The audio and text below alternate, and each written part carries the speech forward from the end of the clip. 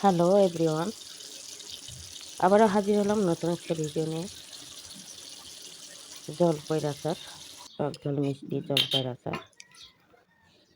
তো জলপাইয়ের আচার তৈরি করতে তো জলপাই অবশ্যই লাগবে। আমি এখানে জলপাই নিয়েছি, এখানে 1 কেজি জলপাই নিয়েছি।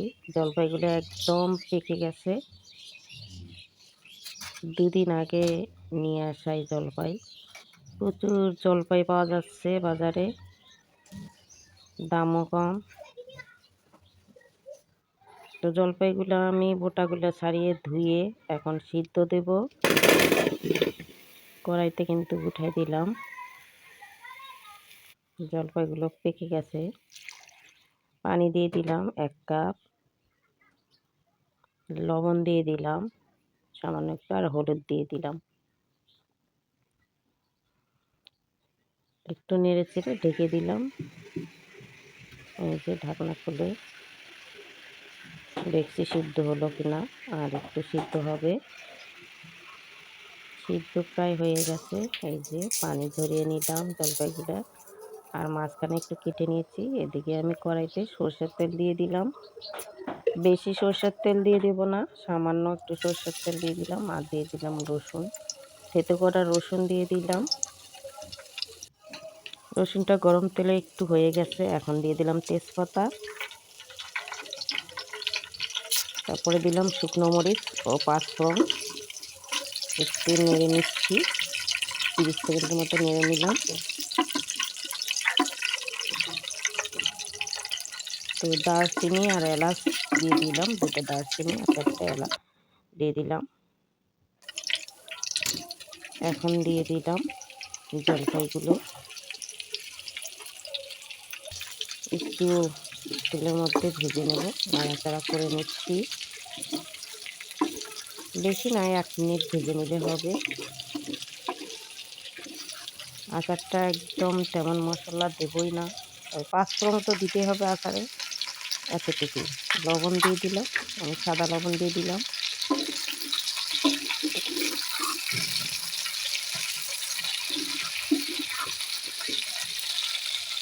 দিয়ে নেড়ে নিলাম। এখন দিয়ে দেবো গুড়। আমি সামান্য একটু গুড় দিয়ে দেবো কালারটা সুন্দর আসার জন্য। কেউ চাইলে সম্পূর্ণ গুড় দিয়েই আচারটা তৈরি করতে পারে, তো আমি অল্প করে গুড় দেবো।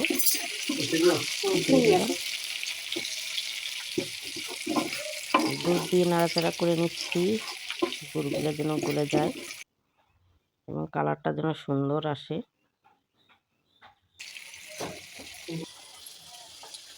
এখন দিয়ে দেবো চিনি। আমি এখানে 1 কাপ চিনি দিয়ে দিলাম।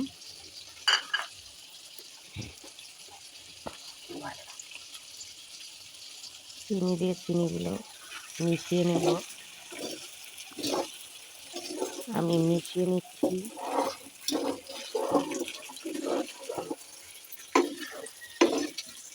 সুন্দর করে নেড়ে চেড়ে মিশিয়ে নিচ্ছি। এখানেই শিরা তৈরি হবে, চিনির শিরা, গুঁড়ো চিনির শিরা তৈরি হবে। এই যে সুন্দর কিন্তু শিরা হয়েছে চিনির। আর এই শিরাতে একটু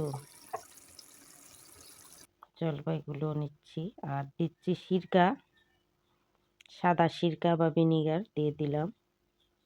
এটা অবশ্যই দিবেন, এটা দিলে আপনারা 1 বছর খেতে পারবেন। দিয়ে দিচ্ছি লাল মরিচের গুঁড়ো, 1 চামচ দিয়ে দিলাম। একটু ঝাল ঝাল না হলে তো হয় না।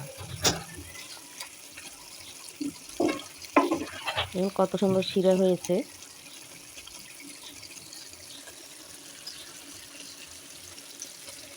দিয়ে দিলাম বিট লবণ। বিট লবণ আচারে দিলে অন্যরকম একটা স্বাদ লাগে। আর একটু দিয়ে দিলাম বিট লবণ। এখন দিয়ে দেবো 5 ফোড়ন গুঁড়ো। আমি এখানে 5 ফোড়ন নিয়েছি ও শুকনো মরিচ নিয়েছি, একসঙ্গে তেলে ভেজে গুঁড়া করে নিয়েছি। এটা আহামরি কিছু নয়, সবাই পারে, তাই এই ভিডিওটা আর দিলাম না।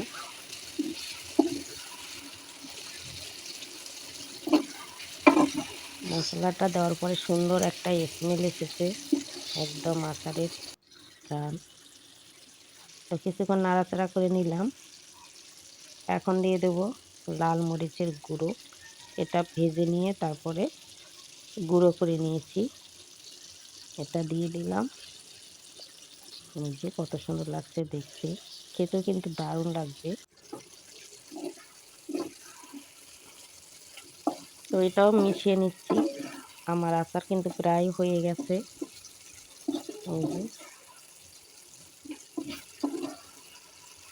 সুন্দর জুসি জুসি হয়েছে। তো হয়ে গেল আমার আচার। ঠান্ডা করে আমি কাঁচের বয়ামে উঠিয়ে নিলাম। দেখুন কত সুন্দর, আর এই জুসগুলো সব টেনে নিয়েছে। দেখুন কত সুন্দর হয়েছে, লোভনীয়। তো বন্ধুরা, এভাবে আচার তৈরি করে রোদে দিবেন। তো আজ এই পর্যন্ত। ভালো থাকবেন, সুস্থ থাকবেন। আল্লাহ।